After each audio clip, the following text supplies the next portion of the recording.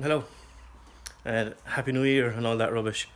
Today is New Year's Day, and what better day than to start cutting some shit and welding some shit and messing with things. So what we're doing today, as you've seen in the title, is as opposed to making lengthened or taller shock mounts, we're going to shorten some.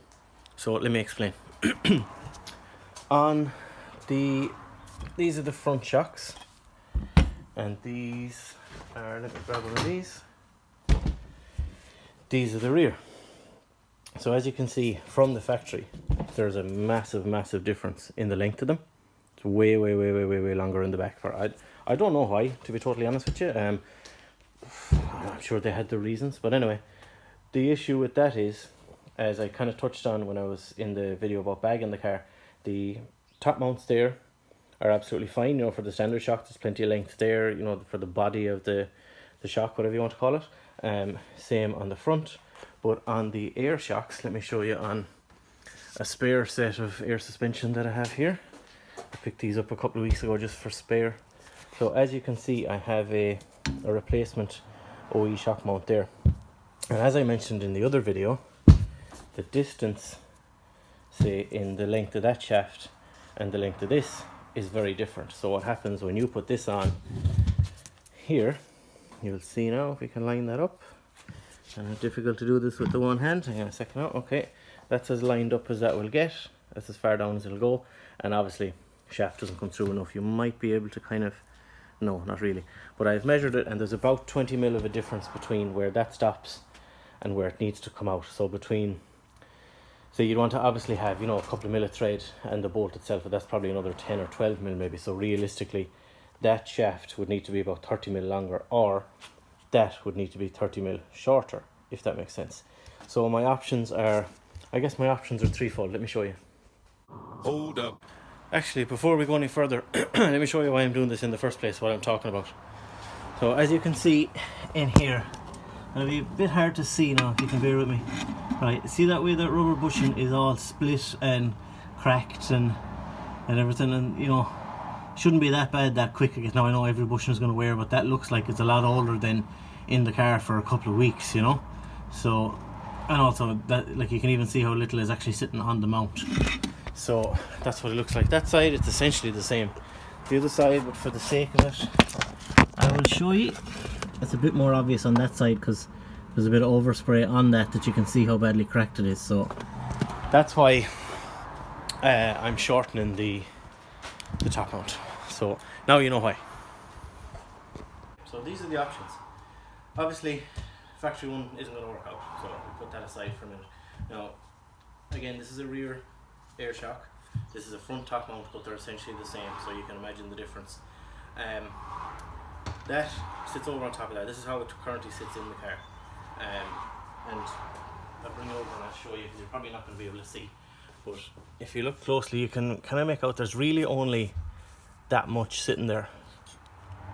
Yeah, maybe you can see that a bit better there now. There's literally only kind of the base of that bushing actually sitting on that mount from the air shock. So that, I don't know, maybe it'll be fine, maybe it wouldn't, I don't know. But as you just saw in the other clip, all that bushing is just starting to split and crack. I guess it's just the pressure of the car going up and down on it or whatever. So with that being said, the options are, this is a mount that they give you with the kit. Now, I don't like it one bit because it just seems super cheap and kind of ghetto, I suppose. It's literally just a plate, 2 holes in it, a couple of Allen bolts, and a big chunk of rubber, like maybe whatever that is, about a ½ inch, just kind of solid rubber, like resin or something, I don't know. I assume you're meant to bolt that up into the car, because there's 2 little Allen key bolts there. You wouldn't be able to get at it when the rubber is on it. So you bolt that up into the car, hold your rubber thing there, and get your air shock, and put it down over like that. Now again, I'll try and show you, but if you do it that way, there's nothing actually centering it there. Like, you can, I don't know how well you can see all of that now, but there's obviously nothing there to center it. So now when you would tighten it down, it probably would keep it fairly sturdy. The other option would be to take, say, the little sleeve out of that, put it down over that, and then a rubber bushing, blah blah blah. I don't really like that idea either. So the last option well, there's, I suppose, 3.5 options. The other option is to cut, just chop that right across there, shorten it, and bring it down to whatever height it needs to be. It's going to be a bit awkward to do that because, again, I'll try and show you there. I don't know if you can really make it out, but it does taper. Like, it's roughly the same width to about there, then it tapers in. Now, I probably could just cut it right along there and move it down or something like that. I haven't fully investigated this properly yet, but what I think I'm going to do is, this is a top one. Let me take this off here real quick. This is a top mount, and what I think I'm going to do is basically cut that as square as I can, you know, find out where its 4 widest points, chop it up so it's a square, chop that off, and then these two are going to make a baby. So that is going to be in place of that, if that makes sense. It'll make a bit more sense when I have it chopped up, but yeah, these two are going to make a baby, and that should give us our shortened rear top mount. I hope that makes sense. So I guess first step is to try, and it's probably not entirely necessary to knock the studs out of this. I don't think, there doesn't appear to be any sort of weld on them, but we'll give it a couple of bangs. If they come out, they come out. If they don't, it's not a big deal.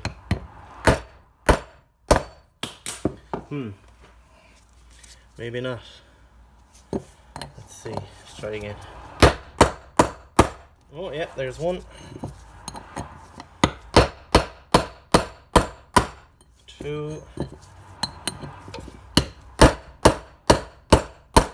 Cool, perfect. A bit easier than I expected, to be honest. Oh, the bushing all came off. I'm going to replace those bushings anyway, so that's no problem. We'll keep those all together. They're still fine. Yeah, I can still use those if I had to. I guess if you were putting it back in, they're knurled anyway, and you could Loctite them and all that. But we'll keep them because you never know. It's handy to have little things like that in your stock. It's almost like a tiny little wheel stud. Anyway, right, let's get rid of these. Let's take out that other bushing while we're here looking at it. They're not bad. But they, again, I don't know how old they are. 4 or 5 years old maybe. I think I put those in a couple of years ago. I don't remember for sure. Anyway, right, let's move on and do some measuring. So widest point at the bottom of that, I don't know if you can make that out there. Can I kind of, yeah, it's 81.2 mil. Let's just call it 80, right? So right there to there is 80 mil. So for argument's sake then on this one, we have plenty of meat there now. There's nothing that says we have to chop all of that off, but I think it would be easier. It's basically what I probably will end up doing even, is just cutting right along that edge all the way around. And even as that is, put it down on top of that, and even use these as spot weld holes. Maybe I'm not even sure yet, to tell you the truth. I'm kind of doing this, designing it as I go, I guess you'd say. But you get the idea at least anyway. So actually that might be better, you know. Just literally cut that lip off entirely, cut this off entirely, put them down over each other and just kind of trim it and make it fit. And like I guess it doesn't really have to be like a, you know, a perfect clean. It could be like a lap weld, like one on top of the other with that ever so slight bit of extra in it, and once it's ground down and stuff like it, it should be fine. But if I can do it tidier than that, I will. But for now, I'm not too concerned about it. So the next step, I guess, is start cutting this guy up and that guy.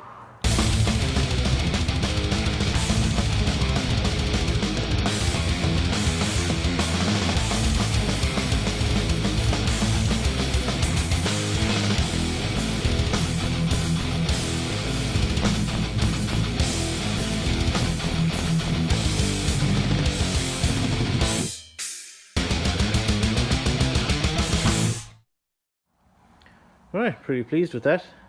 A little bit of meat left on it. We'll grind that nice and flat now, and then we start chopping off the rear one. See where that leaves us.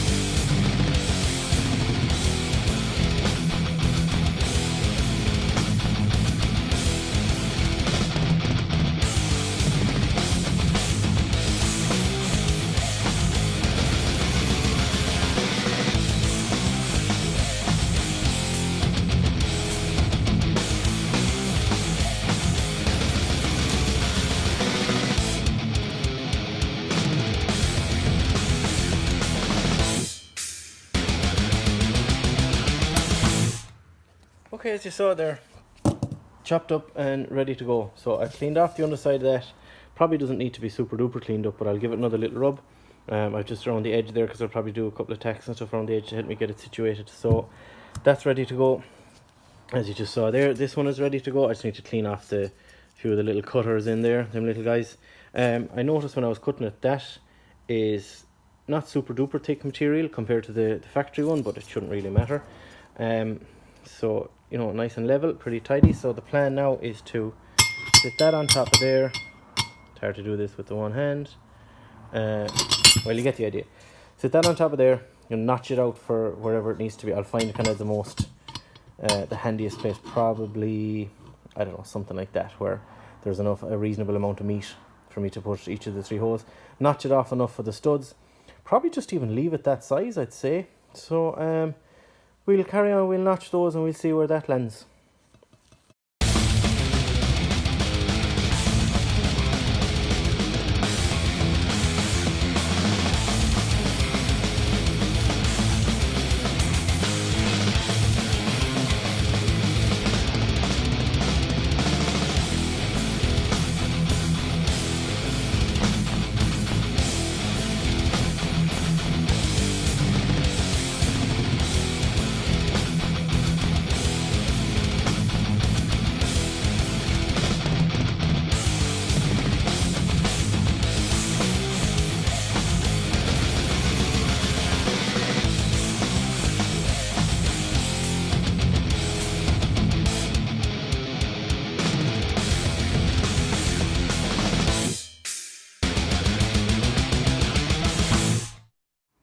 Okay, notches made. Quite happy with them, to be honest. They look pretty good. Excuse me for a second. Oh, tasty. Yeah, so looks pretty good. And yes, before anyone asks, I was shaping them with the cutting disc as opposed to a grinding disc because I had nothing else to really do with. So I'm sure we'll all survive and have wonderful lives. So anyway, that's how it all sits there. Let me move that up a bit so you can see it properly. It sits down pretty nice. Quite flat, you know, it looks looking good to me. It doesn't look a million miles different from the other one. Notched in there pretty nice. You know, obviously they'll all need a little bit of tidying up. So what I need to do next is mark. Actually, I'll do it right now while I'm standing here. Mark right there, and right there. Where I really need to get the paint off. Those 3 little spots there. That's where, oh, I'm not even showing it to you. There, and over here. Get the paint off properly there so I'll have a good surface to weld to. Clean up all the way around the edge so I can do, I'm not sure what I do, say the 3 big spot welds and then say, you know, attack, whatever, or will I do, say, you know, a bit of a bead, something. I'm not really sure. I don't know. Worst case scenario, if this doesn't work out very good, I can start again. Not going to be an issue. So let's grind these up.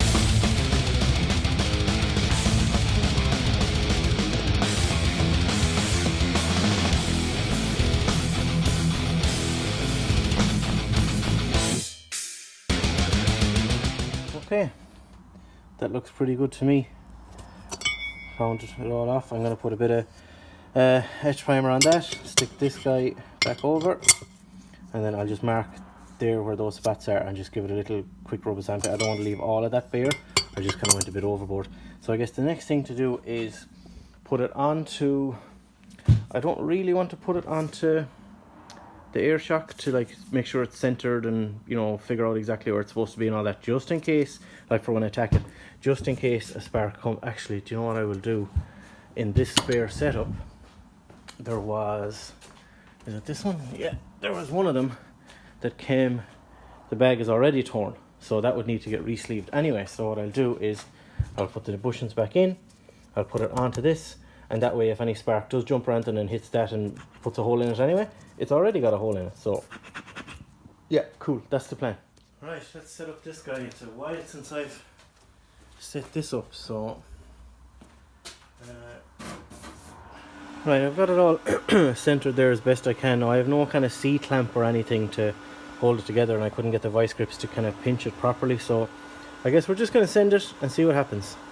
I also just realised the the battery in my helmet is flashing low, so better try and get this done quick because it's some big awkward battery that I don't have a spare of.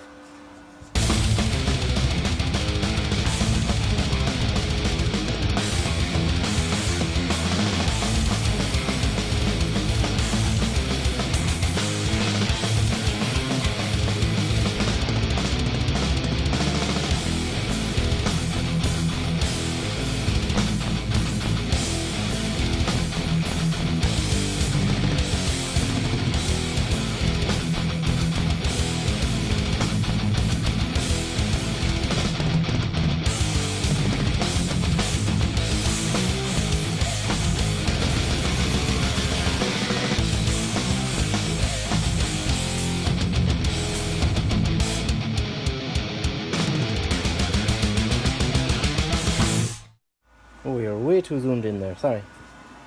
Okay. Grand.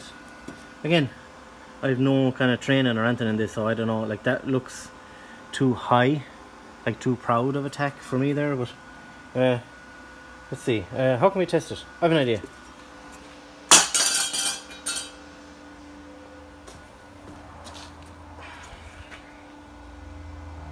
Still together. Okay, so I guess fill these like a plug weld or spot weld, whatever you want to call it. That'll be easy enough to grind that flat. And then I think what I'll do is, say with this one, I'll do, say, I might try and run a bead, you know, maybe, I don't know, 2/4 of an inch or an inch long as far as there. Maybe the same that way, or like another tack there, and then in between or something, and grind them down, something like that. I might even give one, there's a couple of little spots on the inside there we can see. It probably doesn't need to be like overkill or like overbuilt or anything, but again, I have no experience doing it like this, but I guess how else you gonna learn, I suppose. Oh, I just realised I did that stupid thing where I didn't press fucking record on the camera, but here we are. I just decided to do the whole lot, like again, you can see where it's plug welded down there, same down there on the other side. Again, I have no idea how good any of this is, but seems okay to me, so I'm gonna grind it back and see how it looks. Okay, there it is. Still a little hot, but ground down, tied it up. Obviously, you know, I could grind them down a bit more and flatten them out a bit more and all that jazz. Same on the other side, I could tidy it up an awful lot more, but realistically, I don't think it's going to need it. So that's it, one shortened rear CB Accord shock mount. Only necessary if you're doing air stuff or if you're unnecessarily picky like me. But let's get the air shock. We'll stand it up and see how it'll fit. Oh, and I stick a bushing and everything in there, that'll be the job. Score. So after all that, this is what we end up with. Two nice little stubby, for want of a better word, mounts. There's the piece that was cut off. That was there, like so. You can see the difference in it. So I'm very pleased with how they came out. There was quite a bit taken off the bottom of the top one. That's about 20 mil roughly there. But that's how they look. They're not perfect, but they're fine to me. You know, I welded them the whole way around, ground down the spot welds, tied it up as much as I could. Yeah, there'll be a little bit of thread hanging out down there, but I don't think that'll matter. Those bushings, as I said earlier, are probably a bit old, so I might just order a new set of them. They're easy enough to replace. I mean, very pleased with how they came out. Rubber little insulator thing still sits in there fine as it would. Little weld in there and there, and there and there. That sits down on top of the bag. I did realise that I'll show you now. The insulator thing, or whatever you want to call it, the rubber piece, is ever so slightly bigger.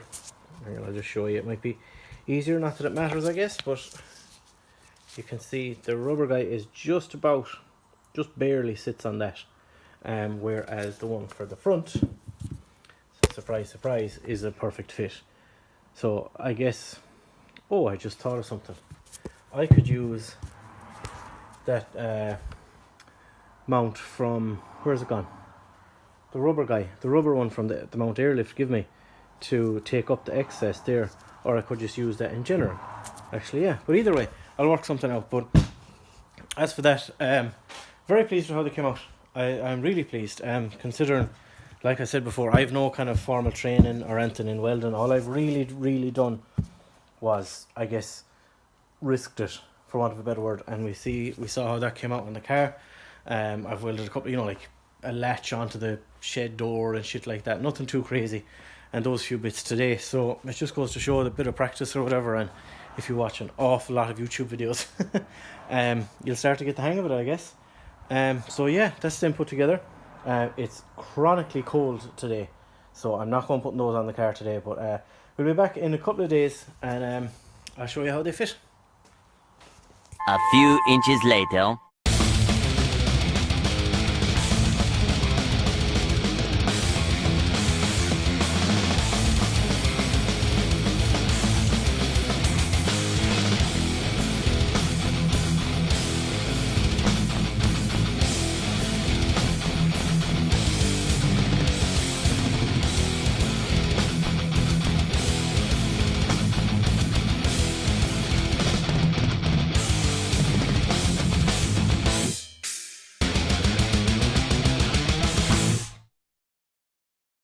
I just wanted to point out something that people that live in a nicer climate mightn't understand in regards to cars getting rusty and places being damp and stuff like that. Like, for example, now, this car hasn't been outside in a couple of weeks, 2 weeks, maybe 3 weeks, something like that.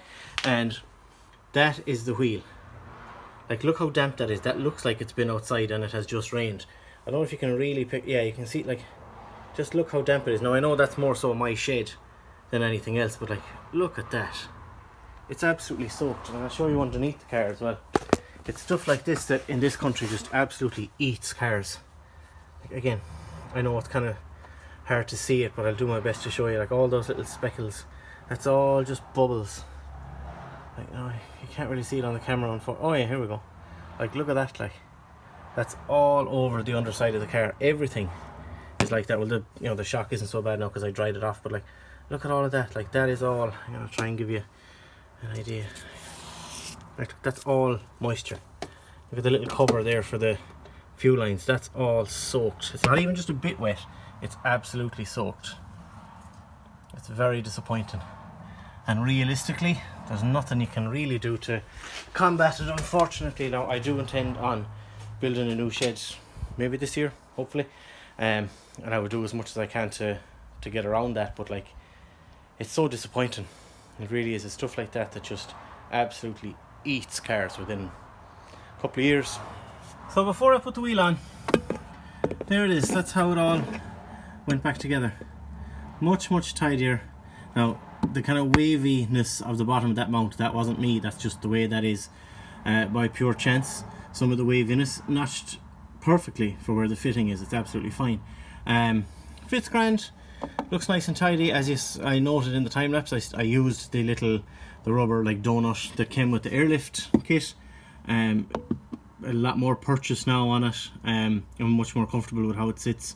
Looks good in the body. I will take them out again at some point and under seal up around there again. It's getting a little, like you just saw how damp the country is getting. But it comes through there fine. Can you even see? Hard to make out, but comes through there absolutely fine. Looks good, tightens up fine. I've tightened it up even on each side. So next step now is throw the wheel on. I should have shown this before I put them on actually. The comparison, the difference in the height of that shock mount and the one that I've just put in it. I wish I'd taken a before picture. Where that sits, it's the body of the car where that sits on the ones we've just put in and made, it's like 12 or 15 mil difference. So the car will be that much lower again at the back, which means when the car is all the way down, if I air it out completely, the wheel might catch the arch. We'll just have to test it and see what happens, but we'll have to be careful with it. But let's throw the wheels back on and see how it looks. Lads, I cannot believe this. Watch this. I dropped it all the way down. I wasn't able to do it and show you because I was doing it on my phone, so obviously I couldn't record. But like I said, I thought I might catch the arches. You're not going to believe how close this is. Watch this. The lip of the arch is literally touching the white wall, and it's the same the other side. That is incredible. I can't believe that. Like, that's unbelievable that I got away with that. I didn't think I would. I was convinced that I'd either have to get a skinnier tire or put the adjustable camber arms in that I have or something like that. Now, I might still do that just to be on the safe side, because I'm sure someday it'll just catch it the wrong way when I'm lowering it down or something like that and pinch, either ruin the white wall or start to chip the paint in the arch, which leads to rust, blah blah blah. But otherwise, God, it looks fucking incredible. Like, I can't get over that. That is unreal.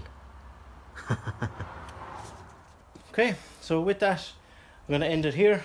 How to make your own custom stubby little top mounts. Again, as I said earlier, it's only really necessary if you're doing air suspension. Usually when you see people doing things with top mounts, it's lengthening them to give the spring a bit of preload and to give the shock a bit less kind of stress on it. Like if you're super low to the ground and your shock is all the way compressed, with the stock standard top mount, if you have a lengthened one, the shock has more travel, therefore it's a slightly comfier ride. It's not as bouncy, if that makes sense. But in my case, I had to shorten it purely just for fitment, for want of a better word, and my own peace of mind, I guess. Just I didn't like the idea of it just sitting on that little tiny piece of rubber. So yeah, straightforward enough. I know I say that about everything, but everything kind of has been pretty straightforward. If any of you watching this are welders or know significantly more about me than welding or whatever, if you have constructive criticism or something, by all means let me know. If you're just someone that thinks they're a cool dude, keep it to yourself. No one really cares. So with that, custom short top mounts, and we'll see you soon.